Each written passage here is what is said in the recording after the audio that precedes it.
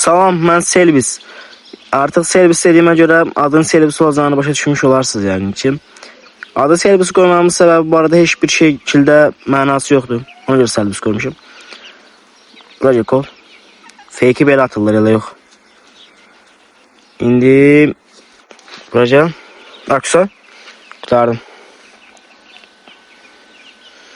Yani tez bir şekilde bunu almak istedim. Bu arada Nulus'ta olmamın sebebi Selvis adından ilk videonu çəkirəm yani.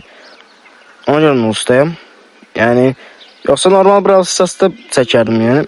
Yani bundan sonra yine normal Brawl Stars'ta gelecek, haberiniz olsun. Adım Rabel Rox olsa da Brawl Stars'ta gelecek. Yani üstüme tullandı. 800 can olmama rağmen üstüme tullandı. Yani ona göre haberiniz olsun. Yani en iyi şekilde gelecek. Bu arada arkada gelen hayvan seslerine göre benimle biraz zor parkta adam.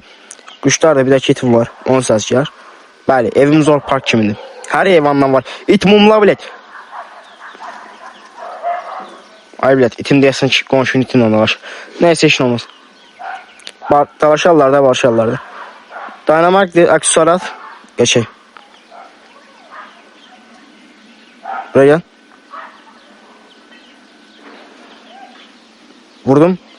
Bu arada itin dalaşı gedim, onu ayırım ben. Hamiye hem ama hamiye yok.